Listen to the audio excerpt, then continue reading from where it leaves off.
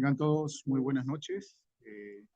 Es un agrado siempre estar en el Colegio Médico para poder conversar acerca de algunos temas al respecto de la historia de la medicina, ¿no?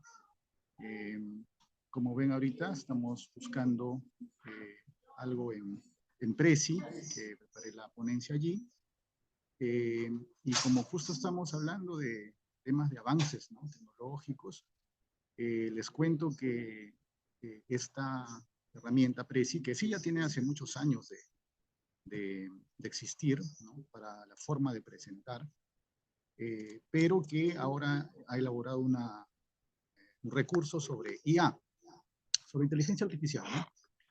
Entonces, yo le he dicho, quiero generar una presentación al respecto de normativas de telesalud y me pide cargar algunos PDFs como la ley marco de telesalud, como el reglamento de la ley, ¿no? Y entonces me ha diseñado prácticamente fácil una base, un machote, vamos a decir así, de lo que es un recopilatorio de estas normativas en general. Entonces, vamos a repasar justamente el día de hoy esas normativas. Y le hemos denominado a esta charla Evolución Normativa de la Telesalud en el Perú, porque justamente pues vamos a visualizar que de un tiempo a esta parte han incrementado las normas y que justo al respecto de ellas vamos a conocer o repasar someramente. Mi persona ha sido secretario del exterior del Colegio Médico, he sido miembro del comité de TICS, donde justamente también siempre hemos estado viendo estos asuntos. Y como director de la Defensoría Legal vimos a veces que se denunciaba al médico por ejemplo, no atenderlo de manera diligente. Y eso incluía a veces, doctor, el, el médico no me ha tocado, no me ha examinado, ¿no? En dichas circunstancias y en otras... Hola, hola, ¿se me escucha?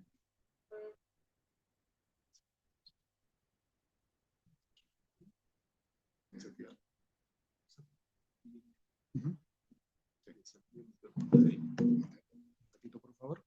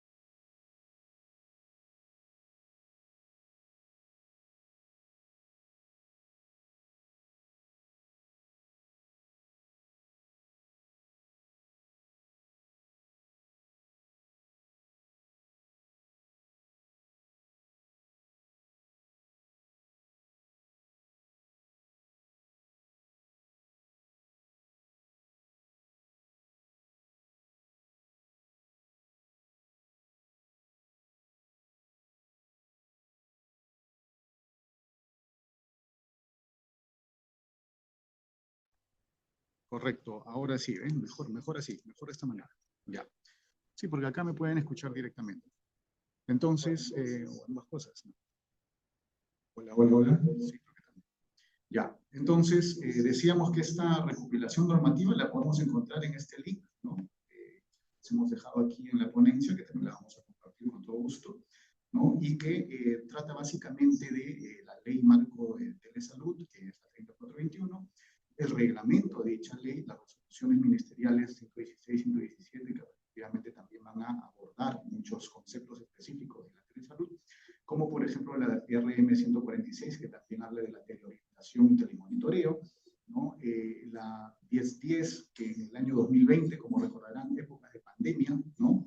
Esto pues tuvo a bien ponerse un poquito más a disposición de la población, ¿no? Por obvias razones.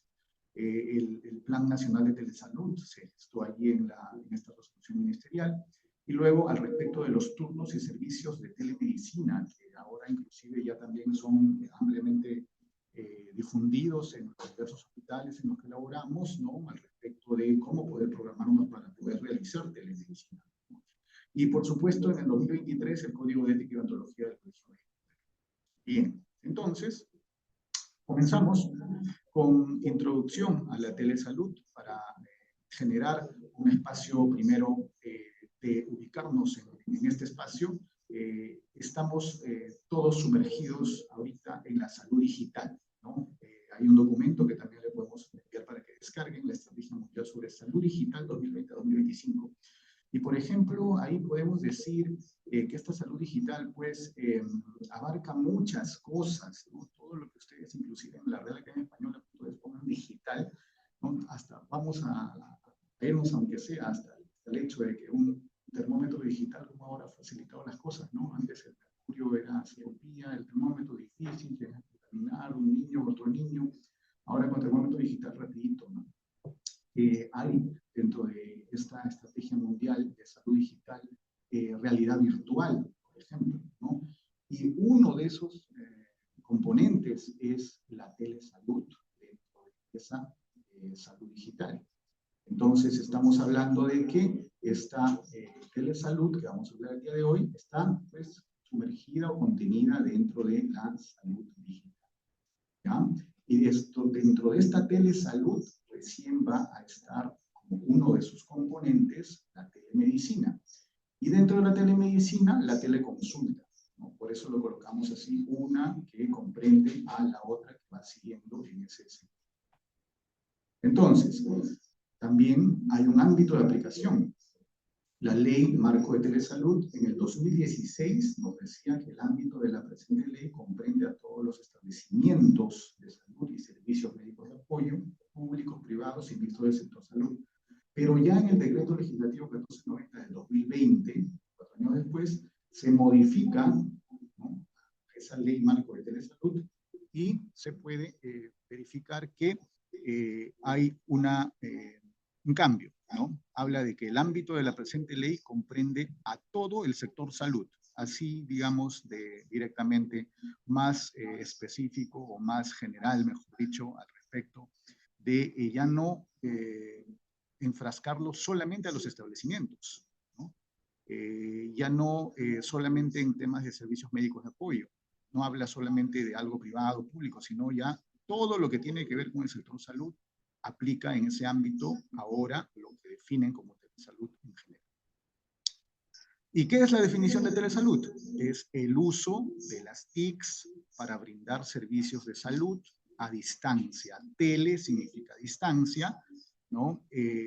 Y esto pues facilita el acceso a la atención médica, sobre todo comenzó esto por temas de a veces dificultades de accesibilidad hacia los servicios de salud por cuestiones rurales, de accesos territoriales, etcétera, ¿no? Y que ayuden a la promoción y prevención para la población, ¿no? Las TICs son las tecnologías de información y comunicación en salud que justamente también nos van a dar una facilitación, ¿no? Y ahora dentro de esto pues hay regulación legislativa, ¿no?, que importa justamente para poder conservar esa calidad y seguridad en la prestación de servicios además de establecer responsabilidades y derechos que protegen a los usuarios y al personal de salud involucrado. Entonces, esto, digamos, enfrasca el marco legal en esta ley, ¿no? Que justamente implementa pues la telesalud para el Perú, ¿no? Y promoviendo la modernización de los servicios de salud asegura la equidad a este acceso. Ahora, el reglamento de esta ley, ustedes han escuchado que una ley se publica, pero no se aplica a veces hasta que salga el reglamento, ¿no? Y ya ese reglamento también, pues ya salió, ¿no? El objetivo del reglamento incluye establecer ya disposiciones más claras, aterrizar algunos conceptos, mejora de eficiencia de los servicios y, por supuesto, ese brindar atención médica a distancia. En disposiciones generales nos hablaba, justo como les decía, de ese ámbito de aplicación, primero en entidades, por eso enmarcaba a IPRES, a instituciones prestadoras de servicios de salud, ¿no? Pero ya esto cambió, como les hemos dicho en las láminas anteriores, que ahora es simplemente todo el sector salud. Instituciones involucradas, ¿no? Que en ese reglamento todavía decía, las IPRES, que como entidades que se regían por presupuestos diferentes, ¿no? Ustedes saben que hay todas las IPRES que pertenecen, por ejemplo, a una IAFAS, que es la institución administradora de los fondos de aseguramiento de salud, el SIS, ¿no? Y el MINSA en el SIS tiene un montón de hospitales, ¿no? E-Salud es otra IAFAS que tiene también otra cantidad grande de hospitales, ¿no? Y las sanidades, por ejemplo, también tienen su hospital al respecto de su respectiva fuerza aérea, naval, etcétera, ¿no? Y todos estos son, si se dan cuenta, presupuestos diferentes, ¿no? Entonces cada uno es un poco independiente y está fragmentada nuestra salud en estas diferentes conjuntos en los que pertenece esa CIPRES. Sin embargo, esta estructura de reglamento, que consta de 4 títulos y 36 artículos, son responsables de establecer estas funciones, estos procedimientos y estas responsabilidades para los personal que atiende o utiliza esta telesalud. Entonces, la implementación del reglamento financiará con recursos del presupuesto institucional, demanda recursos adicionales, y justo esto es lo que también está regulado en estas normativas. Los servicios de telesalud como pilar fundamental para la atención médica implica un plan nacional de telesalud, que también está publicado en esta resolución ministerial del 9 de diciembre del 2020. El Ministerio de Salud elaboró este plan con lineamientos claros, promoviendo la atención a distancia y la cooperación entre diferentes entidades, porque, ojo, si bien esto es MINSA, como sabemos, es el ente rector de la salud en el país, o sea, abarca a salud, a las sanidades, al ámbito privado, todo, ¿verdad? Y lo que se quiere es conservar estándares de calidad, ¿no? Para asegurar estos servicios con eficiencia y accesibilidad, ¿no? Brindando información también a la comunidad. Entonces, encontramos que esta telesalud, por ejemplo, abarca telemedicina, que es una prestación de salud, ¿no? A distancia. Abarca las telecapacitaciones, que son la formación de profesionales y personal médico en general a través de TICS, ¿no? Que es otro canal, las telecapacitaciones. Tenemos las TeleIEX, que las TeleIEX son teleinformación, educación, comunicación en salud, que va dirigido hacia la población, ¿no? O sea, se habla de charlas de diabetes, charlas de prevención de accidentes, ¿no? Para la comunidad directamente, ¿no? En cambio, las telecapacitaciones va hacia los personales de salud o los implicados en...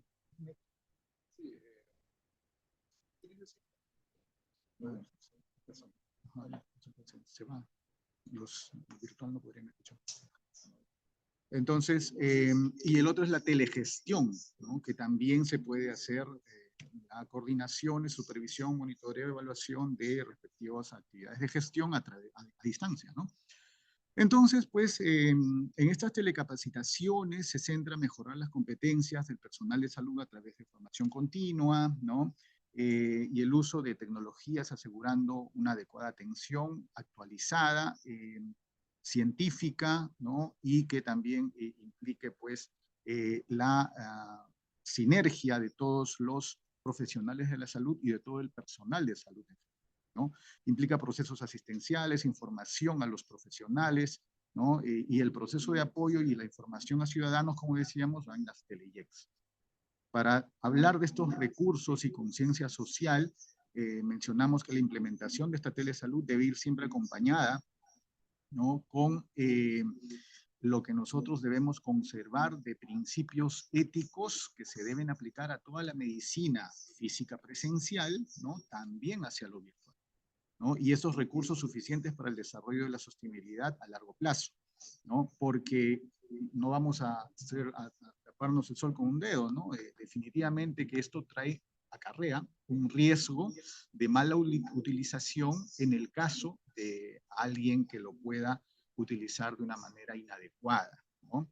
Entonces, en ese sentido, ya abarcamos un poco dentro de la telemedicina, que son las prestaciones de salud a distancia, a la teleconsulta. ¿Pero qué es la teleconsulta? Tiene que salirse el paciente, tiene que salirse el médico para poder atender adecuadamente en una teleconsulta. Siempre la teleconsulta va a ser menos que una consulta presencial, ¿no? Son preguntas que siempre se realizan y que debemos también comprender primero el concepto de teleconsulta, que por eso hemos llamado esta charla evolución normativa, porque ha venido cambiando. Hasta antes del 10 de mayo de 2020, o sea, desde que salió el marco normativo de telesalud en 2016, la teleconsulta permitía la atención a distancia a través de un intermediario, que era un médico cirujano u otro personal de la salud, que como teleconsultante accedía al teleconsultor para preguntarle sobre la evaluación de algún caso de un paciente, ¿no? Sin embargo, luego viene el decreto legislativo 1490 y realiza este cambio, ¿no? Entonces, decíamos que en el reglamento del 2019 y desde la Ley Marco de Telesalud 2016, estas eran las definiciones. Teleconsulta es la consulta mediante el uso de las TIC que realiza un teleconsultante, teleconsultor para el manejo del paciente, pudiendo éste estar o no presente, ¿no? Entonces, ¿cómo definía teleconsultante? Acá está, personal de salud. O sea, la persona que consulta tenía que ser un personal de salud. En una IPRES, todavía decía, ¿no?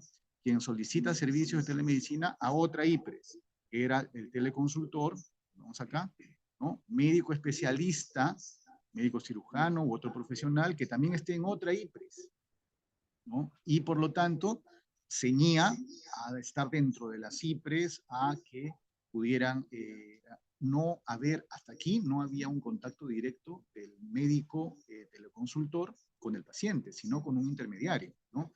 Entonces ya cuando viene el decreto legislativo 1490 en el 2020, mayo, el 10 de mayo exactamente, en épocas de pandemia, ya se permite y se cambia la definición de teleconsulta a lo siguiente. Es la consulta a distancia que se realiza entre un profesional de la salud en el marco de sus competencias y una persona usuaria, directamente. O sea, estamos hablando de que es algo ya directo entre paciente y médico. Mediante el uso de las TIC con fines de promoción, prevención, diagnóstico, tratamiento, recuperación, rehabilitación y cuidados paliativos según sea el caso, cumpliendo con las restricciones reguladas de la prescripción de medicamentos y demás disposiciones que determine el Ministerio de Salud.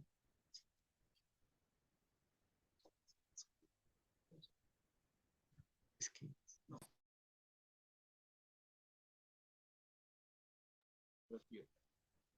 No tiene problematito acá, ¿no? Sí, pues sí. Ya. Está bien, pues dale. Ya no, se cruza. No, ya no, ya.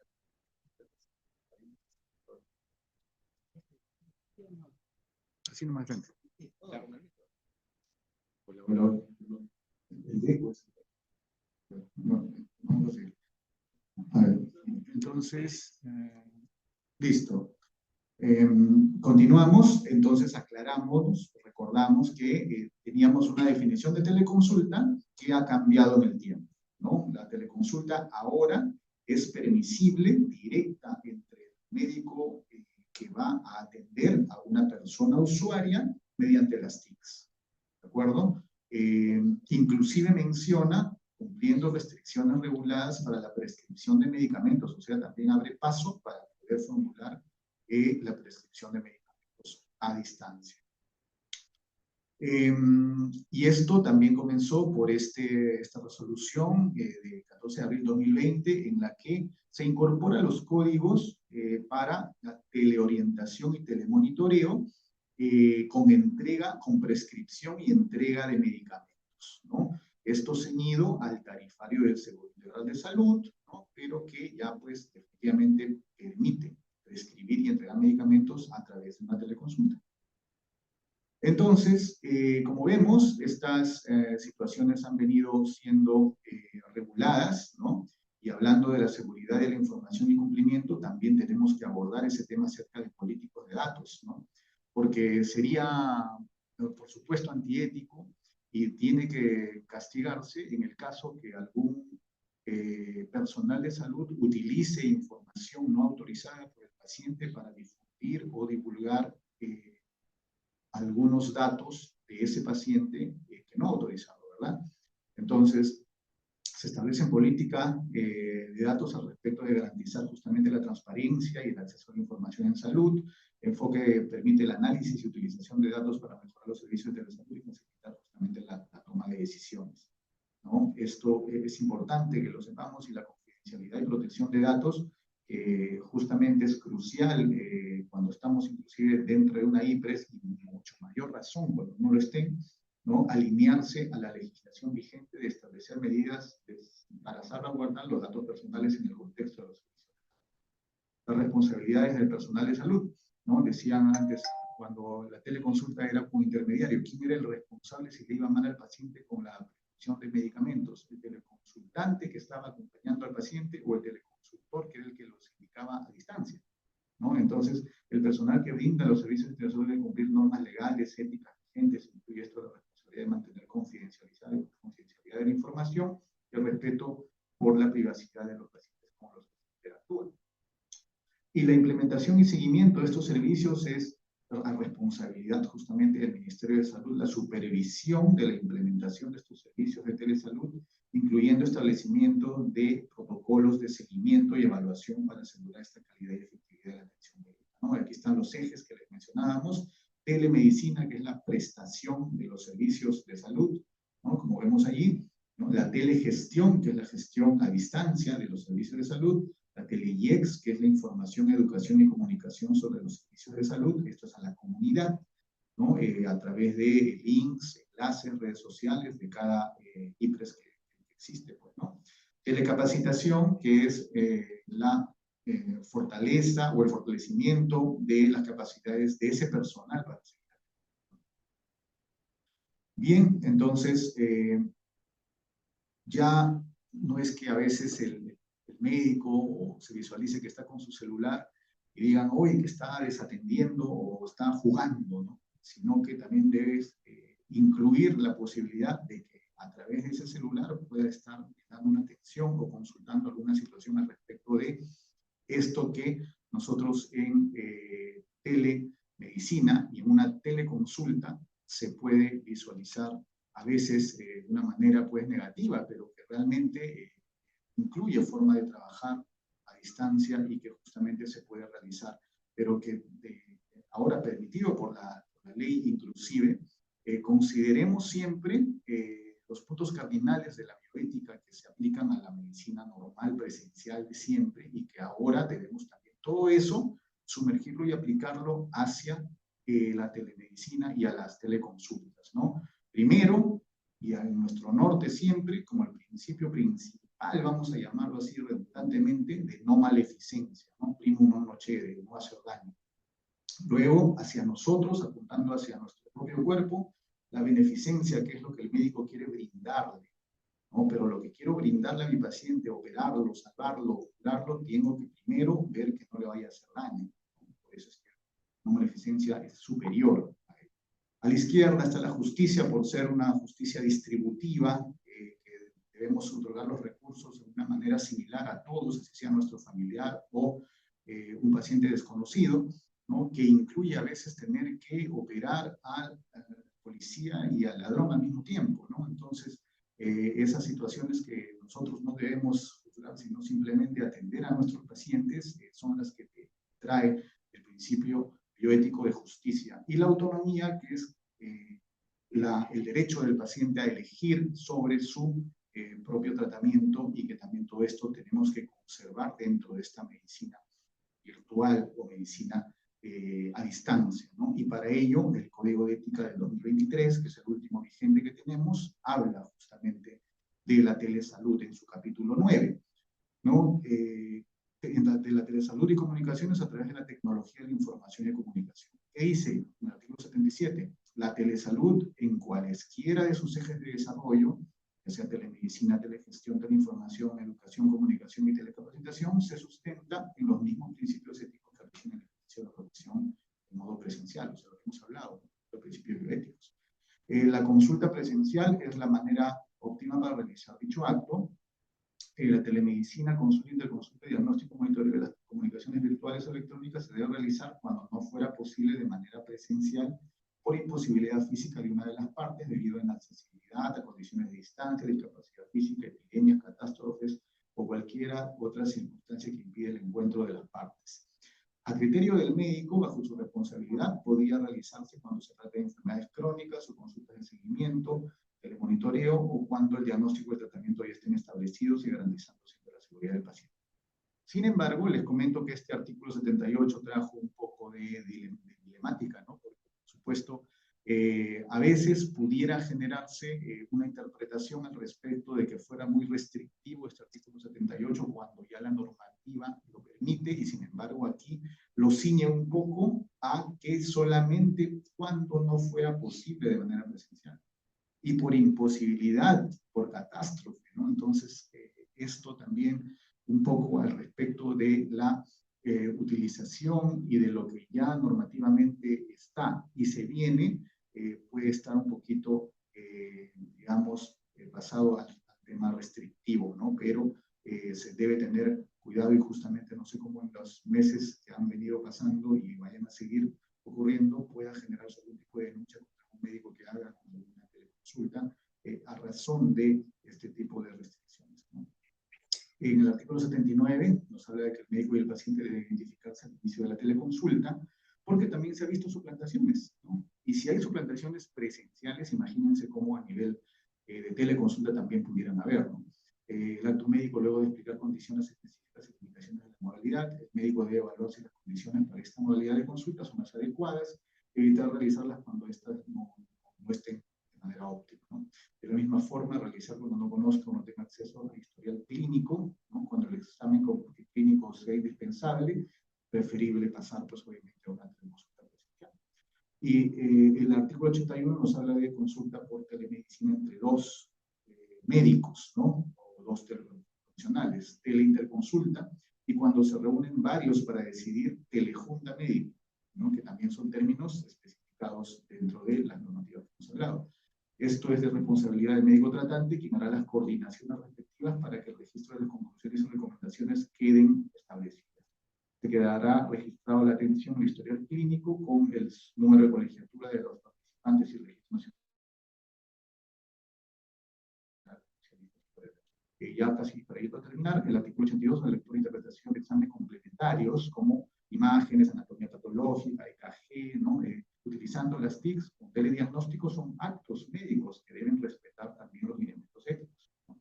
Las comunicaciones electrónicas, correos, redes entre los médicos y los usuarios deben producirse dentro de la relación médico-paciente-familia con el consentimiento siempre del paciente. Esto también es importante recalcar, ¿no? Debe haber un consentimiento informado para poder justamente hacer esta información por parte del médico que el paciente autorice, informándose los horarios y vías de comunicación de común acuerdo establecidos.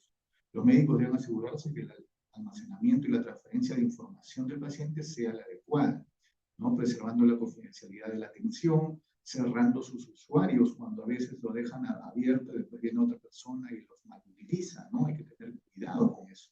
El médico que está identificado como tal debe mantener una actitud responsable cuando participe en las redes sociales, difundiendo información médica de manera prudente y veraz, así como manteniendo el respeto de las personas.